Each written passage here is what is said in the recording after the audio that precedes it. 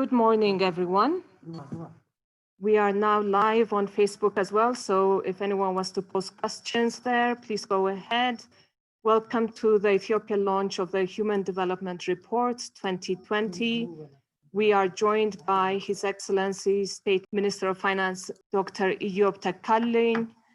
We also have with us Dr. Desta Mebratu, who will be the moderator.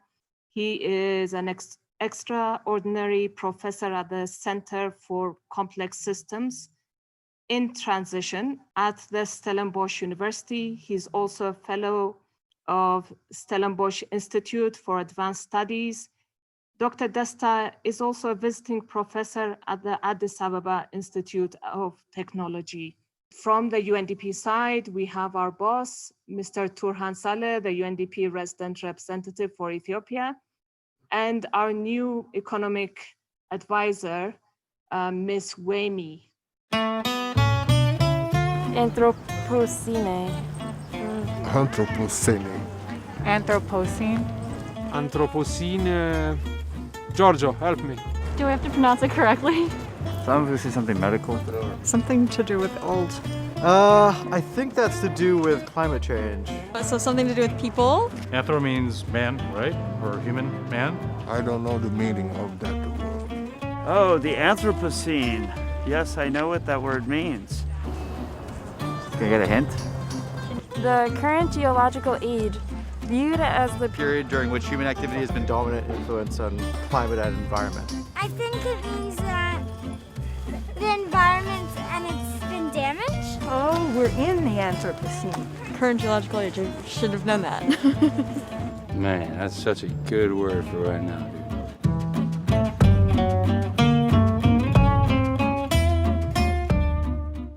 Good morning to everybody. Welcome on behalf of UNDP to the launch of the HDR, Human Development Report 2020. A warm welcome also to our distinguished panelist, Dr. Eyob Tekalin, State Minister of Finance. Really great to have you with us, and also our very distinguished moderator, Professor Desta Mebratu from the University of Stellenbosch, who works on issues, complex systems in transition, very important, bear in mind, which actually has a lot to do with the topic we're discussing this morning. We would have seen from the video the perspectives of people across the world on the issue of the Anthropocene. But let me right now share some personal reflections, if I may, as a development practitioner on what this report is saying, what it means. And really 6 things stand out from my perspective, speaking now really from the perspective of less a UNDP res rep and much more as a development practitioner. The first thing is issue of context. The Anthropocene, the first time in geologic history that a single organism, and that's us, human beings, is shaping the planet. And yet human beings, our presence on this planet is really a tiny, tiny speck of the geologic history of Earth. This point, it is a crucial one, a huge point, and it hasn't sunk in yet.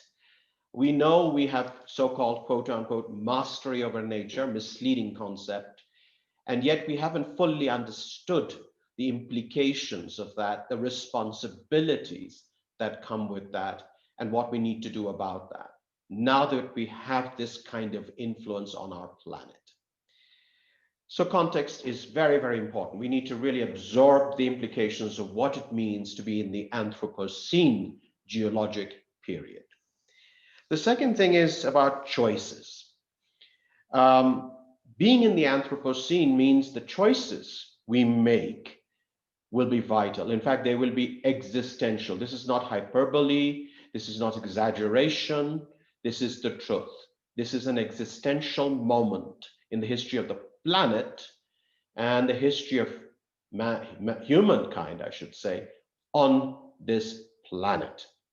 And the choices we make as individuals, as communities, as collectives of different sorts, communities, countries, and as a global community are going to be very important. And the central challenge for us now is how to expand well-being, because that is still very, very important. well-being has to improve. There are hundreds of millions of people that need to see their standard of living, their quality of life improve. But how to do that while easing the pressure on our planet? We have no other home. This is it. The third thing that is striking is as we try to make these crucial choices, existential choices, we are going to need capabilities, enhanced capabilities, better health, better education, higher incomes. Those are crucial for us to be able to be active.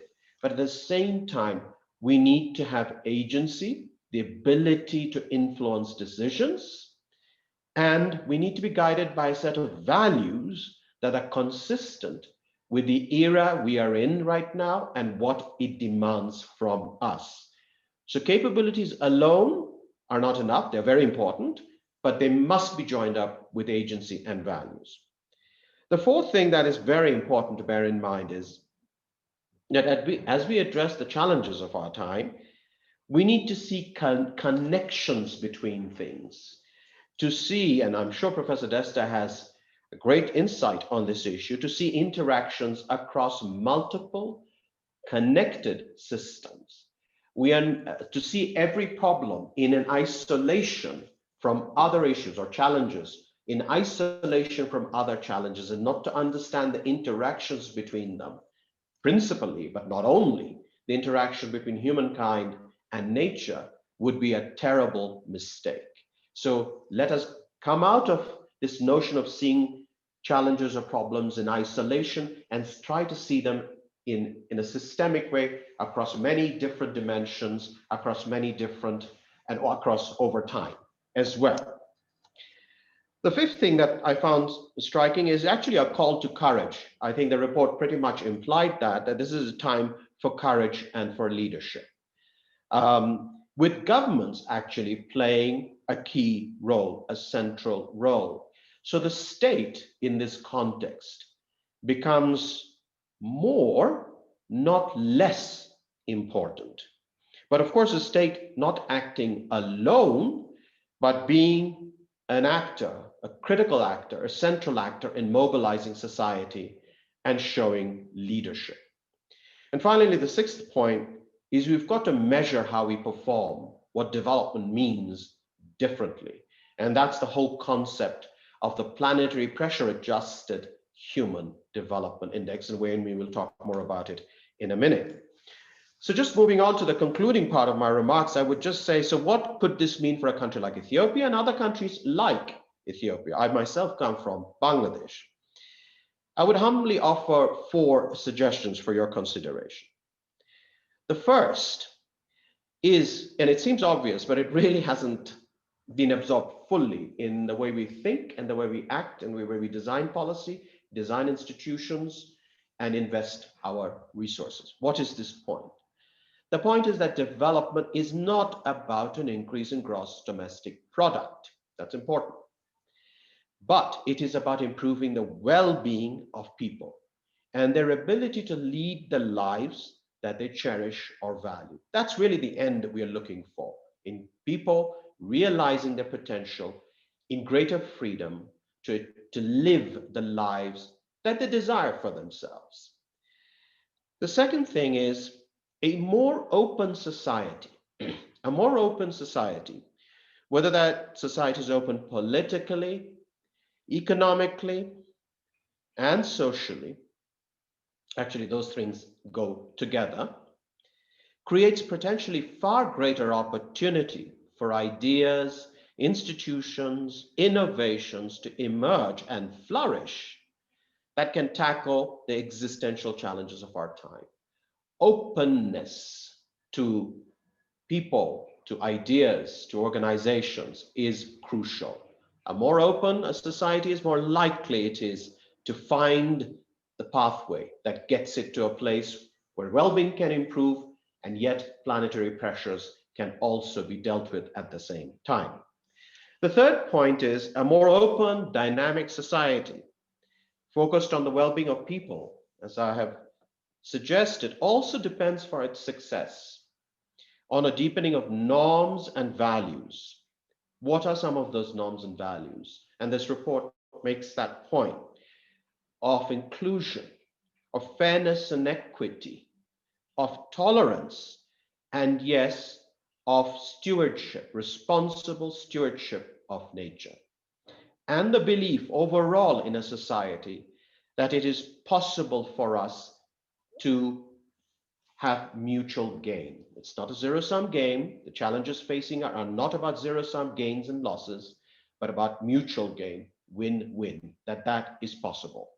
And finally, the importance, I would like to stress the importance of strong, broadly accepted, you might want to call them legitimate if you want to use that term, and well-regarded institutions in society to provide the means to highlight what our interests are and to address the common good in a way that is peaceful, tolerant of each other's views and ideas, and takes us to a better pathway of sustainable development.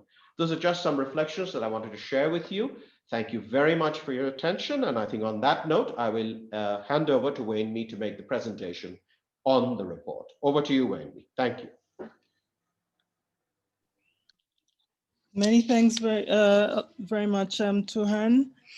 Your Excellency, Dr. Eob, State Minister of Finance, Professor Desta Mebratu, and Tuhan Saleh, UN Resident Representative, ladies and gentlemen.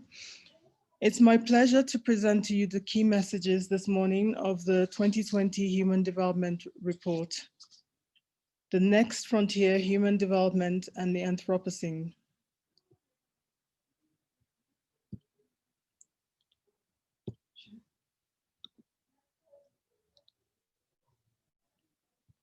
So, the first slide, we have the title, The Anthropocene, the Age of Humans. So our societies and our planet are flashing red. Can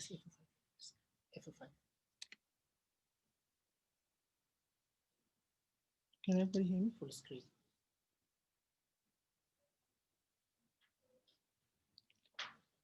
For the first time in history, instead of the planet shaping humans, humans are shaping the planet. The pressures are so great that scientists argue that we are in a new geological age, the Anthropocene, the age of humans. We have made incredible progress, but our actions are driving not just climate change and biodiversity collapse, but ocean acidification, air and water pollution, and land degradation. Consider climate change. Within the past year, extraordinary fires have scorched enormous areas of Australia, the Brazilian Pantanal, Eastern Siberia in Russia, and the west coast of the USA. The 2020 Atlantic hurricane season either set new records or was on the verge of doing so, both for the number of storms and their strength. The planet's biodiversity is in crisis. Almost 70% of wildlife may have been lost since 1970. Here in Ethiopia, the severity of the desert locust invasion, which is ravaging parts of the country, has been linked to global warming. Of course, we can't mention 2020 without mentioning COVID-19, very much a symbol of what the Anthropocene has in store for us.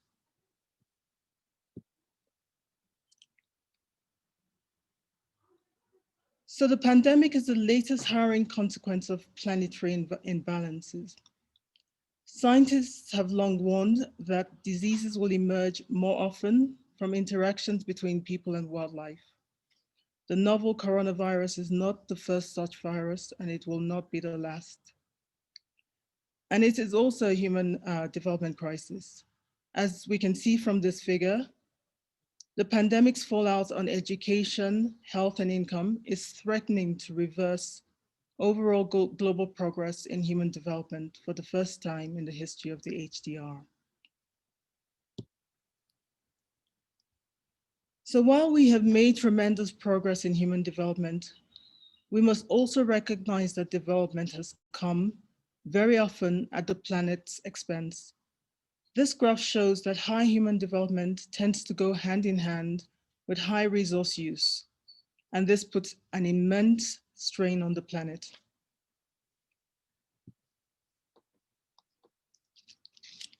So what can we expect from the 2020 Human Development Report? Well, it's not just another sustainability report, but it focuses on how we can expand human development in balance with the planet. It moves thinking beyond solving discrete problems to navigating complex, interconnected social and ecological systems. It connects the dots from inequalities to COVID-19 to climate change. The report is in 3 parts. First, it looks at what human development means in the Anthropocene, arguing that we need a great transformation. Second, it looks at what might be the mechanisms to catalyze these transformations, social norms, incentives and regulation, and working with, not against nature. Third, a new era requires new measurements. The report introduces a new index to better reflect development in the Anthropocene. The Planetary Pressures Adjusted Human Development Index, or PHDI. The PHDI is an experimental index. It takes a human development index and adjusts it according to how much pressure each nation per capita is placing on the planet in 2 areas: their CO2 emissions and their material footprint. For countries on the lower end of the human development spectrum, the impact of the adjustment is generally small. But for countries with very high or high human development, gaps begin to open up, reflecting the ways that their development paths impact the planet. These countries are the green dot on the graph. The HDI paints a less rosy but clearer assessment of human progress today. For example, more than 50 countries drop out of the very high human development group, reflecting their dependence on fossil fuels and their high material footprint. The PHDI has not been calculated to name and shame nations. It's experimental and it's meant to, just like the HDI, encourage public debate and shine a light on success stories that offer insights that others can follow. So the key takeaways: it's time to chart bold new paths. Collectively, we can pursue solutions embedded in changing social norms, improving incentives, and working with, not against, nature. For instance, 20 nature-based solutions could transform industries from agriculture and transport to tourism, health and finance, delivering 37% of the emission and transport reductions the world needs to meet the Paris commitments. With renewables now cheaper than fossil fuels, a future driven by clean energy is not science fiction anymore. It's a sound ethical and financial choice. But nonetheless, the buck stops with governments to provide the leadership that helps all of us, from civil society to the private sector, navigate this new age. Human development that tackles inequality and empowers people offers a pathway towards this balance. So to conclude this presentation, we can look at the key developments in Ethiopia over the last 30 years as highlighted in the report. So Ethiopia's HDI has improved from 0.292 to 0.485 over the last 30 years. And this is an increase of 66.1%. This increase is attributed to improvements in all 3 dimensions of human development: a long and healthy life, access to knowledge, and a decent standard of living. So a long and healthy life is measured by life expectancy. And Ethiopia Life expectancy at birth has increased by 19.5 years over the last 30 years to 66.3 years. The mean years of schooling for adults and expected years of schooling for children are used to measure access to knowledge, both of which have increased by 1.4 years and 5.7 years respectively. Finally, Ethiopia's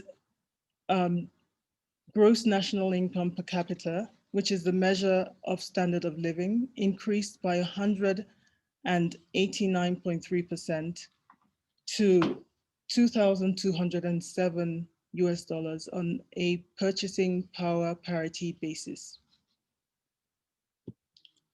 Well, despite these improvements, Ethiopia still ranks in the low human development category at 173rd position out of 189 countries and territories.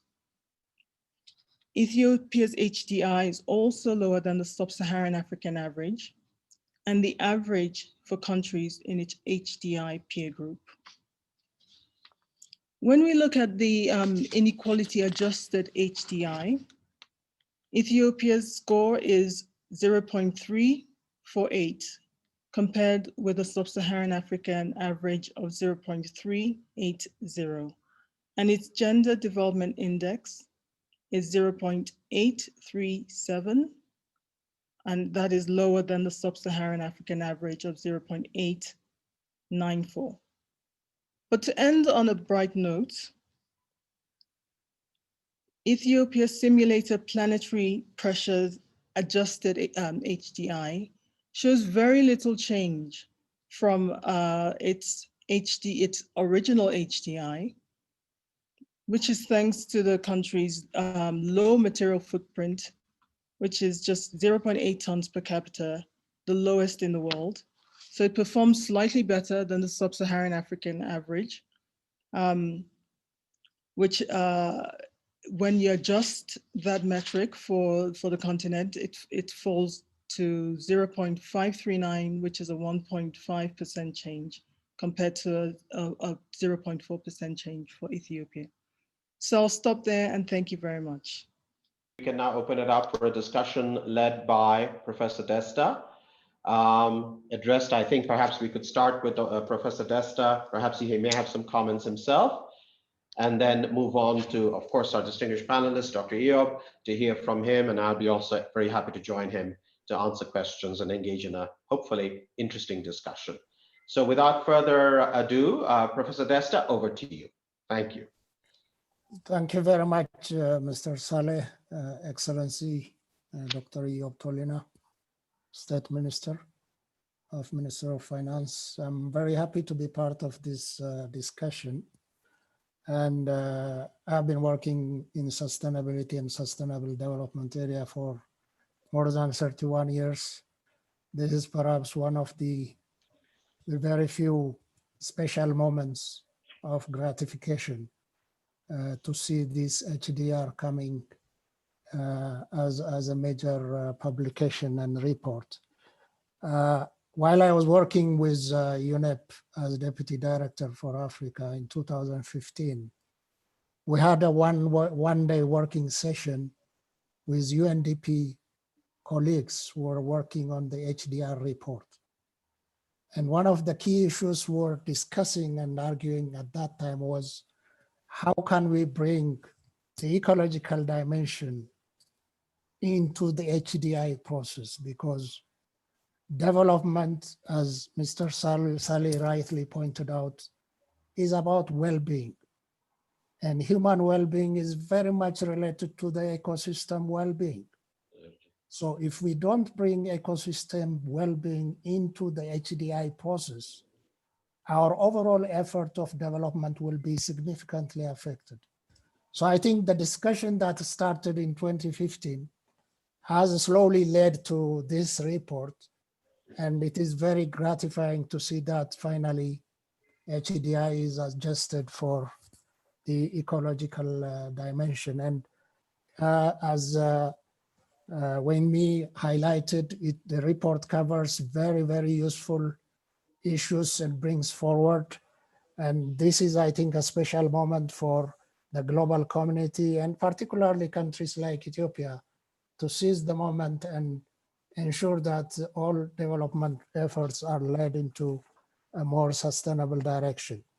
With that brief reflection, I would like to start with His Excellency, since Mr. Saleh has already shared with us a very enlightening key points about the issue and the report.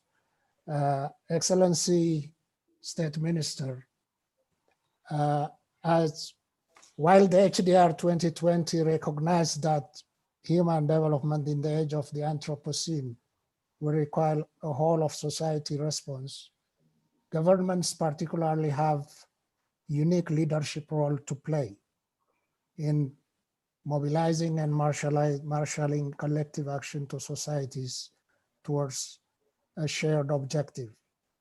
In this respect, can you tell us about the motivations behind the Prime Minister's new commitment to plant 4 to 5 billion trees annually, and how you anticipate this new policy will help bring about positive change in societal norms and behaviors towards the environment for the benefit of all Ethiopians? That is beyond going to the tree planting. What are the broader developmental objectives that could be facilitated along this line through this strategic approach? Over to you, State Minister. Thank you so much. Thank you so much, Professor, and thank you, Mr. Turan Saleh, for this invitation.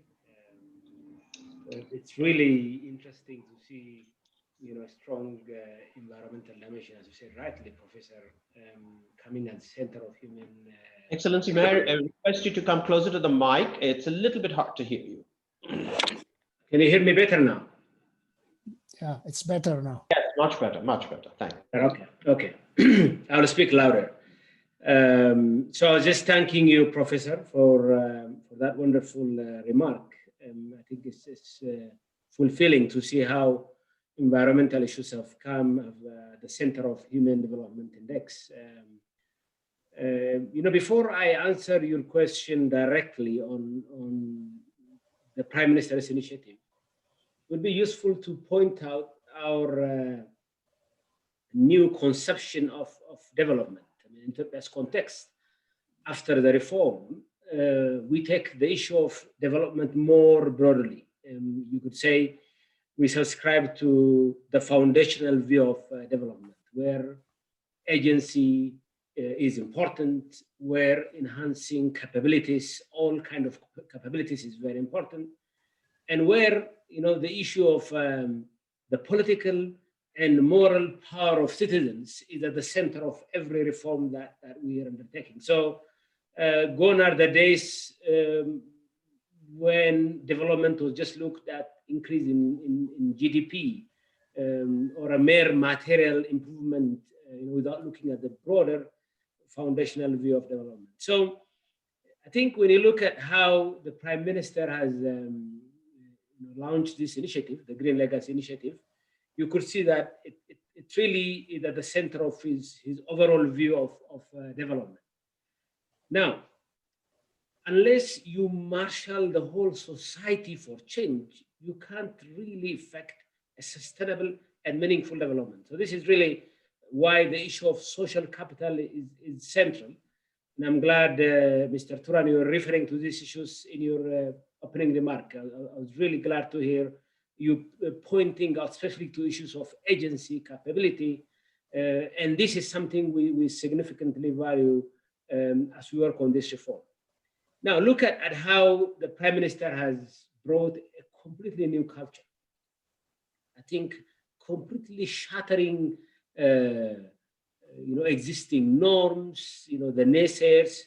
When we talked about the issue of 1 billion tree a year, everyone thought this is impossible. I mean, people thought this is just a gimmick, some sort of political gimmick rather than some practical, achievable plan. But when Ethiopians came out and planted 350 million trees in one day, and 1 billion in one summer, and then the issue of billions became more of a norm. Now we talk about 4 billion trees a year, about 20 billion in 4 years. But you already know this year we probably have surpassed the Prime Minister's target because the whole nation moved, the whole society moved. In fact, there is a very healthy competition among regions. Some regions are saying they can take a big chunk of this, 3/4 of the overall national target. And this, to your question, I think has completely changed the societal norms, the symbolism of the Prime Minister coming out with his family, with his kids, connecting with the nature, planting trees. I think this goes a long way. It sends this strong signal that it's our environment to protect, and it doesn't even, get into the debate of whether our planet is endangered. I think we take that at heart because we've seen, the damage of climate change here at home. We've seen significant amount of floods. We have experienced a number of droughts, as you know, over the years. So for us, it's really an issue of existential threat and something that we can change. So how this is integrated with the overall agricultural transformation is fascinating. For instance, when we talk about these 4 or 5 billion trees, a big chunk of these are coffee plantations, fruits. For instance, we've brought in avocado, which is going to be probably a competitor to coffee in a couple of years in terms of forex earning. Avocado, the statistical blip, a year ago, in fact, non-existence in our export basket, but now we're talking about this product probably replacing coffee in a couple of years. So, Professor, I guess this exemplary leadership is, I believe, driving the public at large, and also it's strengthening our notion of resilient green economy, and it has shown the world that when the entire nation comes together, you can really make a difference. Thank you very much, Excellency. I think you brought very key points with regards to the importance of leadership, the importance of agency, and the importance of mobilization of communities in whatever undertaking we will be conducting in relation to sustainable development. Let me move on to Mr. Saleh. As the HDR 2020 report clearly showed that COVID-19 pandemic has brought significant devastating impact across the world, but particularly on African countries on their development effort. But it has also brought a number of positive opportunities that could help humanity to change course and move towards a more sustainable direction. And in that regard, can you tell us how the UN is seizing this opportunity in its support to Ethiopia's COVID-19 recovery plan and beyond, including its development effort? Over to you, Mr. Saleh. Thank you very much, Professor Desta. Great question. Really great to also hear Dr. Eob and his view of how government is approaching this incredibly important issue. I think the first thing about COVID-19 that we need to emphasize, which the UN is very much in its advocacy, is it's not a blip. This is not a once in a century thing. It comes and we won't see something for another 100 years. This is a warning sign. This is a huge warning sign, and we need to pay heed to it.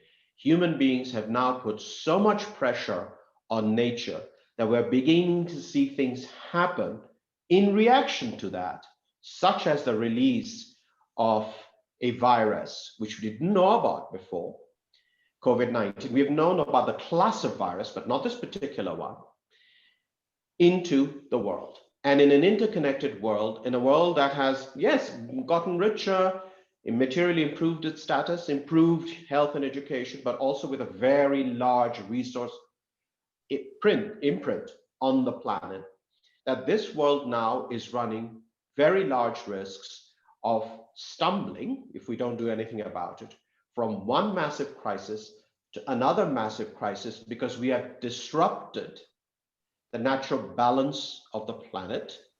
We are pushing planetary boundaries to the extreme, and the blowback we are getting can have, and as COVID has had, catastrophic effects. It's a warning that we need to take our interaction with nature, with the planet, seriously.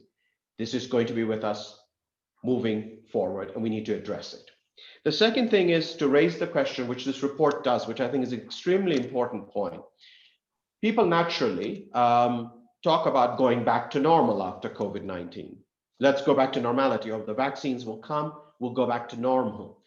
Well, the report asks the question, what is this normal that you're talking about? Is the normal a normal in which we lurch from one crisis to the other, which globally we have been? Where my colleague was pointing out just in 2020, this year, the natural catastrophes we have faced. And that's not unusual. This is happening more and more. So we talk about going back to normal.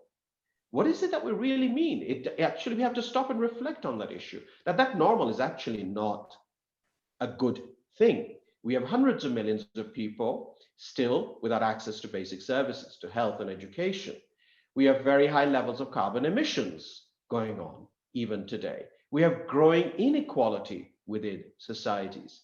We see that inequality and other factors lead to conflict in societies and between societies, if you like.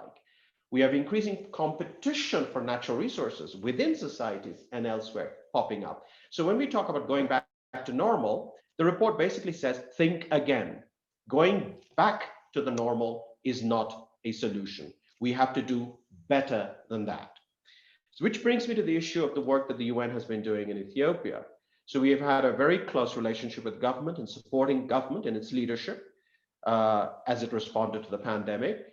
And we have advocated, and we have found a very great sympathy for this view, that as Ethiopia recovers from COVID-19, it can begin to pay attention to how we can, the term build back better has been used, it's become a little bit of a cliche, but nevertheless, actually address some of the issues highlighted by COVID-19, but do it in a way that actually improves things from where they were before the status quo ante. For example, making a push on green energy, tremendous clean energy. There's tremendous opportunity in Ethiopia. If you look at the sunshine just outside our windows, there's tremendous opportunity, for example, for renewable energy to play a role at household level, at commercial level, at industrial level in Ethiopia.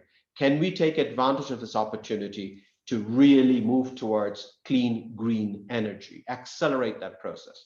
Dr. Eob was mentioning about sustainable value chains.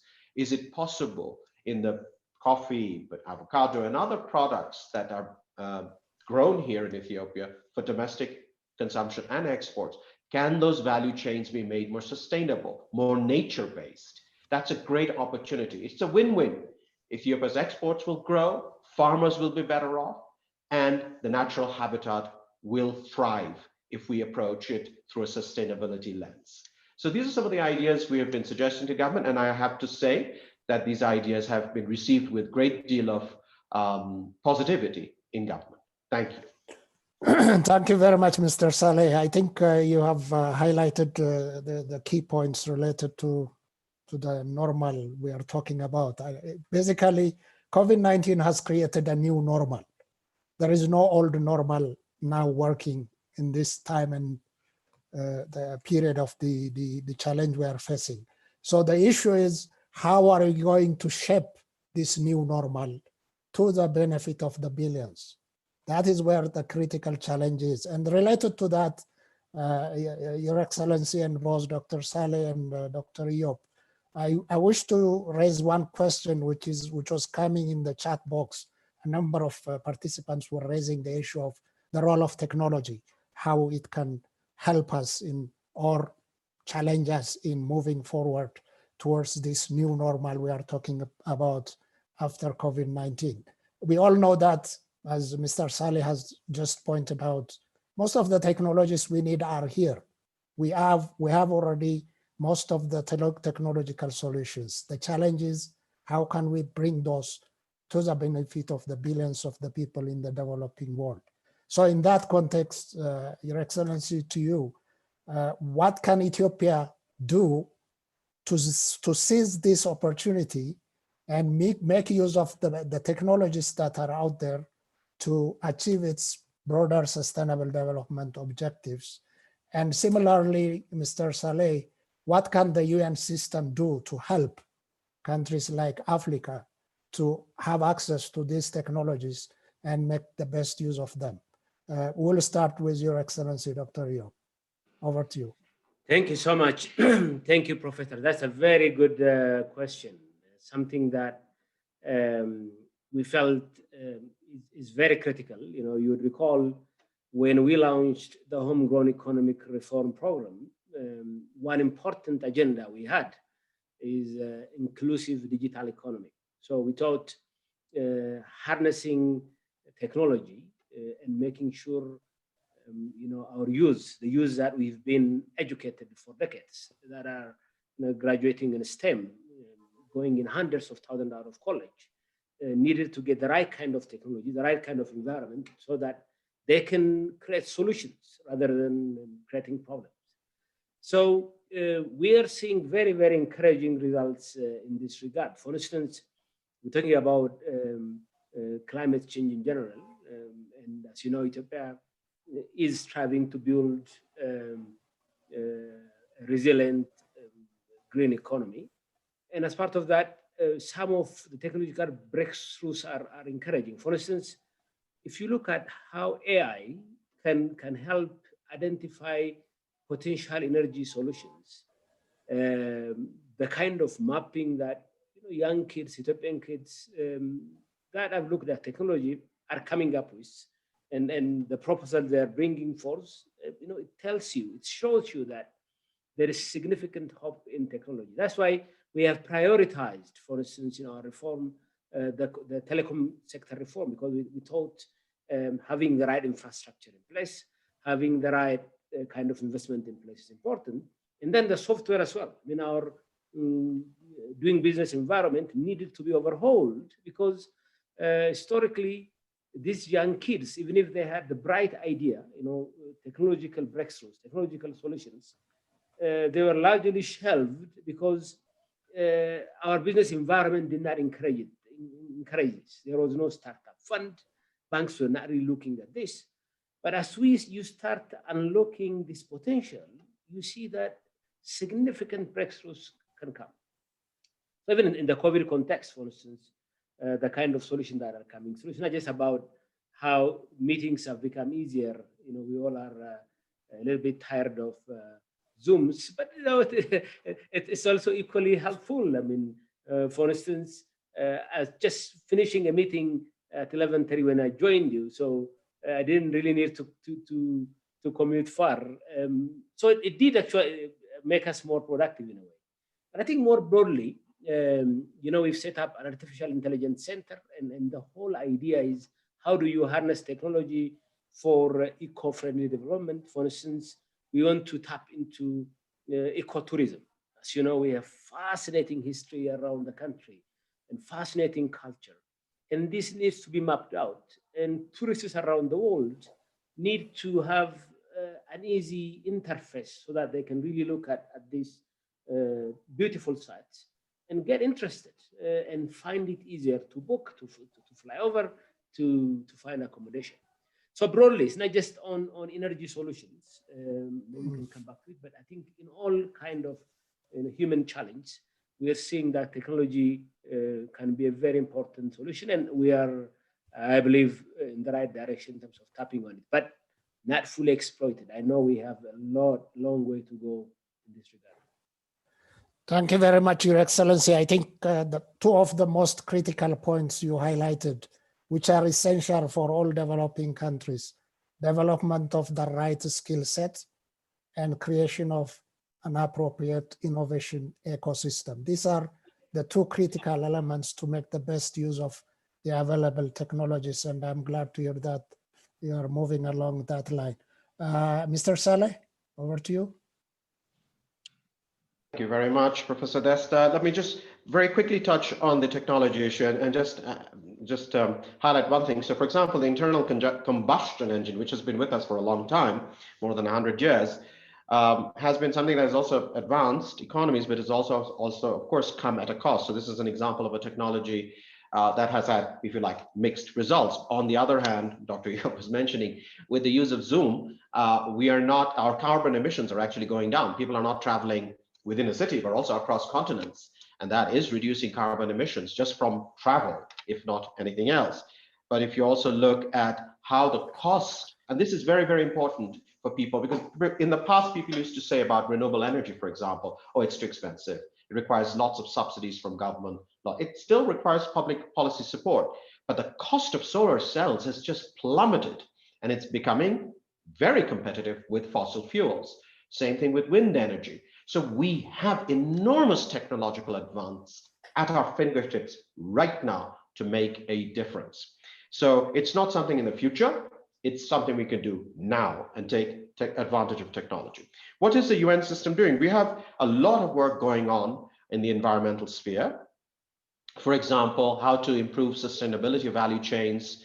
We were just talking about coffee, but also for bamboo forests. Ethiopia has one of the largest bamboo forests in Africa, or reserves of bamboo in Africa. Very interesting how can they be utilized sustainably, so benefits for locals, incomes, jobs, but also benefit for nature and benefit for exports and for the macroeconomy.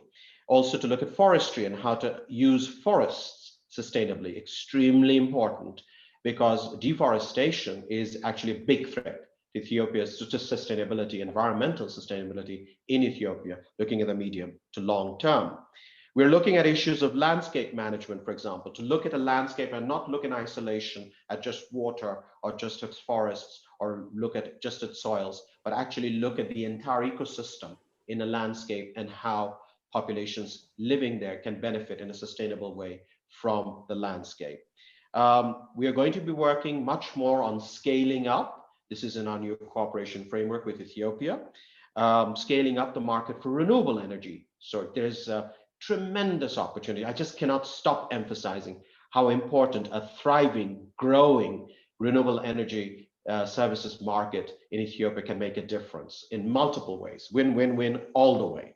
I come from Bangladesh, and it's incredible. Even if you look at the household level adoption of solar energy, it's tremendous. So if we can do something similar in Ethiopia, then the benefits would be enormous, and we intend to focus on that. We are also working very much on the innovation ecosystem. So there's potential. Dr. Yob mentioned the importance of innovation. We are going to be working in the digital space. So we are going to be working on actually several of the areas identified in this report in terms of nature-based solutions, in terms of innovation, and therefore on regulation and on incentives. And yes, through our governance work, going back to the issue of political participation, civic participation, through our governance work in the UN, across the UN, not just UNDP, across the UN, we hopefully will support Ethiopia to increase agency of its citizens, which Dr. Yob has highlighted as a top priority of government. Thank you. Thank you very much, Mr. Saleh. Just as a last, perhaps as a last round of discussion from my side, to start with Your Excellency, Dr. Yob. As it was highlighted in the HDR 2020 report, Ethiopia has been making progresses in different areas of human development over the last 20 years. And we are on the positive side because we have one of the least per capita footprint, 0.8 tons, which is below the carrying capacity of the overall biocapacity that we have. And in that regard, based on your experience and what you are planning to achieve with the new 10-year National Development Plan, what kind of lessons can Ethiopia provide to other developing countries based on both what we have done so far and what you're planning to do in terms of ensuring that we could have a more inclusive development that is friendly and within the sustainable limit of the ecological capacity of the country? If you could just highlight a couple of points in terms of lessons that could be taken by other developing countries. Over to you. Excellent. Now that's a very good point. I think one thing profound in this new index, one thing I really like is it adjusts, Human Development Index for the social cost of carbon and also for natural wealth. Something we've been like pointing out for a while now. I'll focus on the carbon side, but on the national wealth in general. At Ethiopia, we feel, for instance, the overall indebtedness of countries like Ethiopia is exaggerated because these existing World Bank and IMF matrices do not really take into account the actual wealth of the country. And we've been making this point time and again. If you look at Ethiopia, for instance, the overall public sector accounting we feel needs to change. We need to take account of the overall wealth of the country, including the environment, which is significant on its own. But we can save that to another time. But let me come back to the issue of Ethiopia's experience in general. Look, again, as this new index shows, there is no significant difference when you look at our index, even when you account for the carbon footprint, because we've been following an environmentally friendly development path in general. We've not solved this very well, but I don't know if people know that Ethiopia is probably one of the countries that is almost 100% renewable. Of course, you can talk about the biomass in the rural areas, but when it comes to energy generation in general, hydro, which is a big chunk of our energy generation, is renewable. And we've tapped into solar, wind, though of late, and we need to improve the mix. But generally, I think you can describe Ethiopia as more or less 100% green energy country. So this has paid off. I think what this index shows is that kind of approach has benefits. If you really take into account the environmental cost, the social cost of this carbon footprint, you could have significantly discounted our growth success over the last decade or so. But my argument would actually be quite the contrary. If we have availed the right data, if we have properly informed the world, probably our HDI could have improved because we probably have positive spillovers on the environment in general, especially over the last couple of years. So what I would really like to see going forward is if countries, you can do it. The key message is you don't really need to completely damage your planet to success on the economic front. We've done it well. We've managed to grow, but while having a very environmental friendly strategy.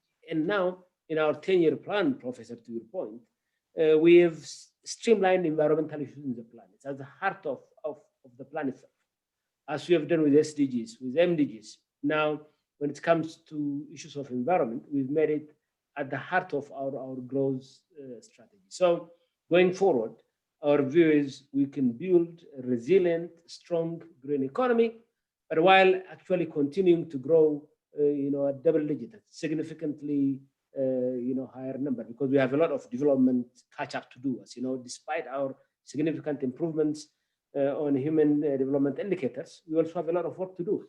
We still have about 30-40 million people that need electricity. We need to significantly improve the quality of our education. We need to send a big chunk of our kids to school. We have to improve, on maternal mortality, on child mortality, despite the achievements over the last couple of decades. So we have a long way to go in terms of significantly improving our HDI. But what Ethiopia's experience tells the world is you can do that without damaging your environment. And you can do this in a sustainable way. And that is the overall direction we want to follow going forward. Thank you very much, Your Excellency. I think the point you raised about the wealth accounting, which was also another issue which we have been arguing and confronting with World Bank. And in fact, they started a new project called WEVS, Wealth Accounting through Valuation of Ecosystem Services. And I think even World Bank is slowly moving to that direction. And I think these are the kind of progress that we need to have. To come to Mr. Saleh as a final question, I think when we had HDI in the 1990s, that was a major milestone for the overall development community, which brought the social dimension into the specific economic focused development metrics. And now we are having the adjusted planetary pressure adjusted human development index, which is, I think, the second major milestone. And in your opinion, with regards to this new metrics, what will be its effect on the overall development paradigm that we'll like to see in the coming years? You have highlighted some of the points in your opening remark, but how does this new metrics help us to move to those right directions? And what will be its challenge, perhaps, in terms of implementing it practically? If you could just share us your thoughts on those points. Thank you. Over to you. Thank you very much, Professor Desta. Let me start on that, and I'll also, I noticed two colleagues, Zerde and Adefires, who also actually posed questions in the chat box, which I'd like to just quickly take up. But on starting with your question, and actually building off what Dr. Eob has said, in statistics, they say you are what you measure. You are what you measure. So if we lived in a world in which, if you look at, you referred to the first HDR in 1990, GDP was the mantra. It was the mantra. It was the focus. GDP, GDP, GDP. That's it. Just grow GDP. Everything else will fall into place. Then comes the HDI, which says, well, no, actually, no, that's not the entire. GDP is a means to an end. The end is actually people having the opportunities, the capabilities, the freedom to live the lives that they would like, that they value. So the lens changed. So you see a shift in the conversation where it's not merely about, well, let's just create wealth. But this is important, please. Let's not misunderstand. Wealth creation is extremely important.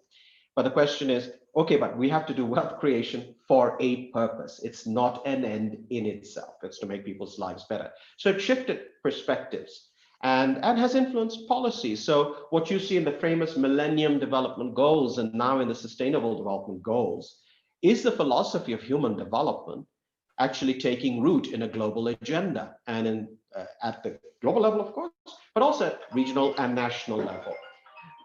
Sorry, I'll just turn off this phone. The second thing is, so first thing is with the PHDI, I think we are going to hopefully have another step change in the way every policymakers, decision makers, opinion makers, but citizens everywhere, where they begin to look at development and internalize the fact we can only develop now, from now onwards, by taking care of nature and our relationship with nature. If we don't do that stewardship, if we don't handle that stewardship responsibly, we're going to be in trouble. And here's a metric that shows us no metric is perfect, no index captures everything, but it gives us a sense of how are we doing on that front. And just a very practical example, central banks, for example, I think there are more than 75 central banks, including the Federal Reserve Bank of the US, which has just joined, looking at how climate change can, for example, figure in the work that central banks do to manage risks to the economy. Now, this is a very important step forward. So central bank, this is unheard of 10 years back. In fact, would have been unheard of 5 years back. I want to recognize the tremendous work done by UNEP, my colleagues in UNEP, on this issue, to bring this issue to the front and center. So we see how central banks are now looking at how can we address climate change, and indices like the PHDI can very much help shape public policy, whether it's in central banks, finance ministries, planning commissions, or in private companies. And I just wanted to pick up on Zerde mentioned in the chat box, just very quickly, of how to break the link between being high HDI and high resource. But it's clearly a link that we need to break, because the chart shows very clearly that countries that have gotten HDI also have used a lot of resources. And just to say that there are ways of addressing the challenge. One is simply for us to draw the conclusion we can't, as Dr. Eob was saying, move forward in the same way. And secondly, that there are solutions at hand. This report, for example, says that 2020, and they're described in the report, 20 cost-effective actions, just 20, across global forests, wetlands, grasslands, and agricultural lands can provide 37% of the mitigation needed between 2030 through 2030 to keep global warming below 2 degrees centigrade, which is the target, of course, Paris target, and 20% of the mitigation through 2050. 20 nature-based, so cost-effective nature-based solutions. We have them at hand, we can take action, and we can make it. A colleague also, Adefir, has talked about the dry lands of Ethiopia. And indeed, in fact, in the development community jargon, they refer to as the lowlands. The issue of the lowlands is actually a big one in Ethiopia moving forward, we think, looking at the carrying capacity of the lowlands, given the population, and how that can be brought into balance, and how the risks of droughts, of floods, can be managed so that there can be sustainable development in the lowlands of Ethiopia. It's something that the government has recognized and the development community has recognized. It is a very important issue. Thank you very much. Thank you very much, Mr. Saleh. As we are getting closer to the end of our session, perhaps as a final point of reflection, I would like to invite His Excellency Dr. Eyob to share with us his closing remarks and reflection points. Over to you, Excellency. Thank you so much. And first of all, again, thank you so much for organizing this. I'm really happy that issues of the environment is taking center stage. I agree with what Mr. Turan has said. The notion of policy making has changed dramatically over the course of the last decade or so, but more importantly, recently. For us, it's a vindication, because we've been saying this for a while, and we say, glad the world has joined us. But I think how powerful this matrix is, we should not undermine the powerfulness of this, because I now have a tool to talk to Mr. Saleh and other colleagues saying, look, this is how much my HDI has improved or could have deteriorated if we haven't done this and that in our resilient green economy strategy. So it's profound. It's profound. I think, as you said, historically, when we talked about GDP and then we talked about HDI, it did affect our thinking significantly.